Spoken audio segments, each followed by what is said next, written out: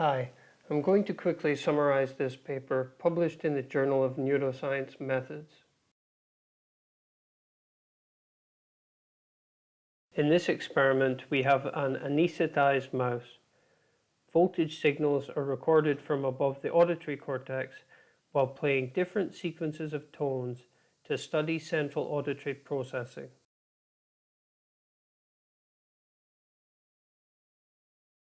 This represents the oddball paradigm, where there are many identical standard stimuli and fewer deviant stimuli.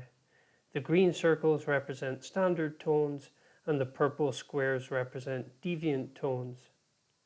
Two variations of this sequence were played, one with deviant stimuli varying by plus or minus 2.5 kHz and one with intensity varying by 10 decibels. This shows the deviant alone sequence, which was exactly the same as the oddball, but all the standards were silent.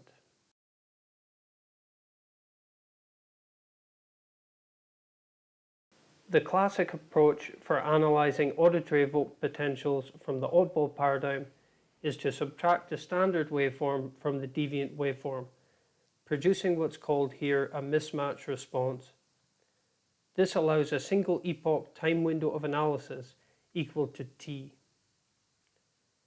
In the double epoch method, two consecutive standard waveforms are subtracted from the deviant and the next standard. Here the second standards should roughly cancel each other out, allowing us to see the long latency response evoked by the deviant stimulus over a longer period of 2t.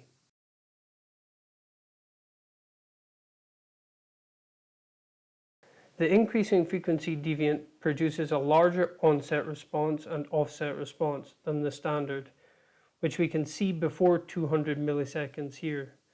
After the deviant response goes more positive, peaking at roughly 400 milliseconds, then it turns around to go negative before returning to baseline. The onset and offset responses of the second standards between 550 and 750 milliseconds are compatible and essentially cancel each other out. The decreasing frequency deviant evokes smaller onset and offset responses than the standard, but also produces a more stretched out positive to negative waveform feature shown by the mismatch response. The increasing intensity louder deviant is very similar again, with larger onset and offset responses like the increasing frequency deviant. And this mismatch response also shows a positive to negative slow wave. The decreasing intensity or quieter deviant is a different story. It has a smaller onset and offset response than the standard, and the mismatch response does not contain the slow positive to negative amplitude feature.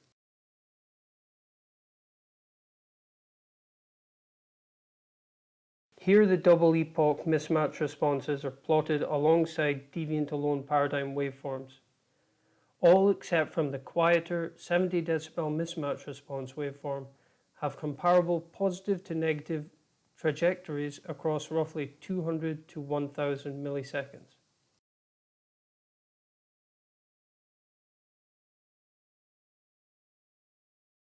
In summary, auditory responses to frequency and intensity oddball and deviant alone sequences were recorded from anesthetized mice. A double epoch subtraction was used to analyze long latency mismatch responses.